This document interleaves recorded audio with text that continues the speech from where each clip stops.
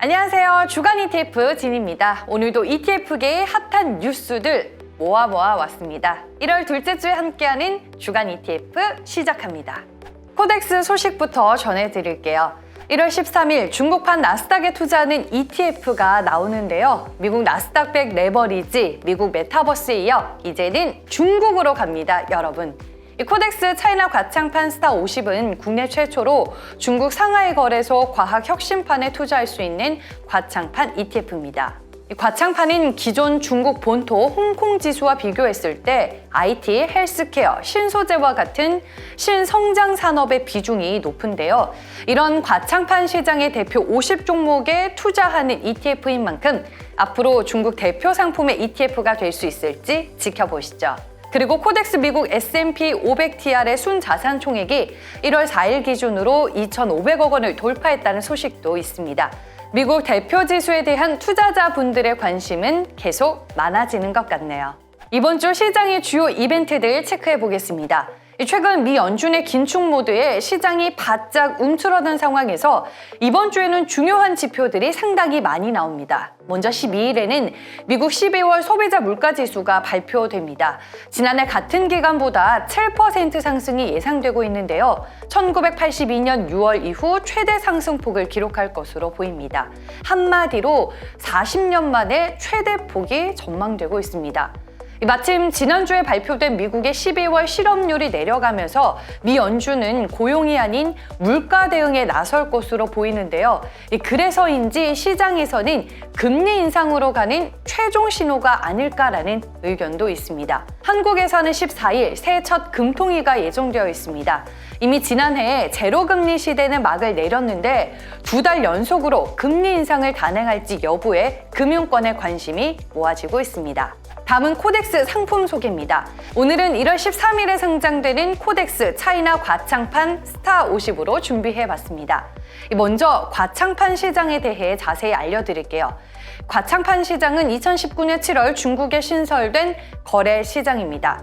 주로 신흥 기술 기업들의 자금 조달 창구 역할을 하고 있고요. 스타 50은 이런 과창판의 대표 50 종목을 선별한 지수입니다. 한마디로 중국의 나스닥 100 지수라고 이해하시면 됩니다. 그리고 MSCI가 지난 2021년 5월 말 지수 리밸런싱에서 과창판 11개 종목을 처음으로 편입하기도 했습니다. 향후 추가 편입 가능성도 있어 시장에서는 기대감이 여전하고요. 그와 더불어 과창판은 과학, 혁신, 기술 기업 전용 시장이기 때문에 중국 정부의 혁신 성장 기업에 대한 지원도 기대되고 있습니다. 그야말로 무궁무진한 잠재성이 기대되는 과창판 시장입니다. 또 지난해 6월에만 18개 반도체 기업의 IPO 신청이 과창판 시장에서 수리됐을 정도입니다. 해외 상장 중국 기업들의 과창판 복귀와 중국 유니콘 기업들의 과창판 상장의 본격화, 이 두 가지를 기대해 볼 수 있는 부분이기도 하고요. 중국 신흥 핵심 기업이자 중국의 나스닥 시장을 꿈꾸는 과창판의 핵심 기업에 투자하고 싶으시다면 코덱스 차이나 과창판 스타 50과 함께 하시고요. 여러분들도 중국 신산업의 현 주소를 ETF로 느껴보시길 바랍니다.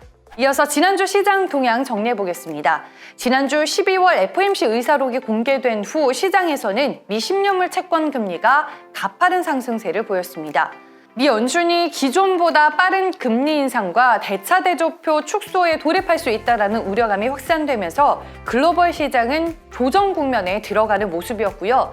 인플레이션 역시 방치할 수 없다는 인식이 시장에서는 부담감으로 존재했습니다. 글로벌 대외 악재 속에 국내 증시는 기관의 매도 횡렬과 오스템 임플란트 횡령 등 대내적인 악재까지 더해졌는데요. 그로 인해 연초 랠리는커녕 시장의 변동성만 키우고 있습니다. 이번에는 코덱스 주간 수익률 알아보겠습니다. 수익률 1위는 코덱스 미국 S&P 에너지입니다. 미국의 주요 에너지 기업에 투자하는 ETF인데요. 최근에 2달 동안 국제유가의 반등세가 상당히 눈에 띕니다.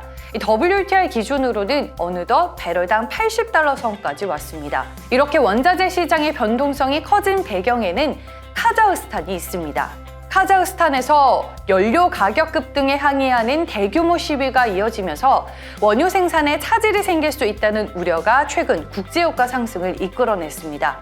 그로 인해 국제유가 상승과 커플링되는 미국 에너지 시장을 대표하는 기업들, 엑슨모빌과 쉐보론의 주가 상승폭이 컸고요. 코덱스 미국 S&P 에너지의 지수 구성 종목에는 작년 말 기준으로 엑슨모빌과 쉐보론이 20%가 넘는 비중으로 포함되어 있습니다.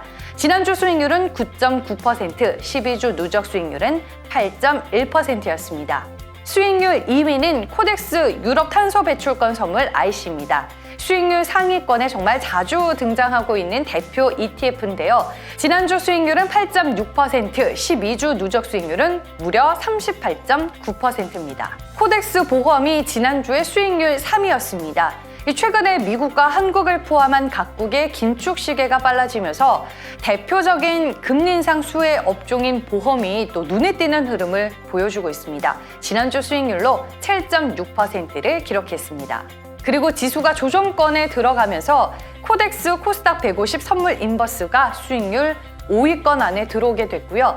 반면에 코덱스 코스닥 150 레버리지와 그 외 성장주를 대표하는 섹터들 메타버스와 게임, 미디어, 컨텐츠 쪽의 수익률이 쉬어가는 흐름이었습니다. 다음은 주요 자산 수익률 확인해 보겠습니다.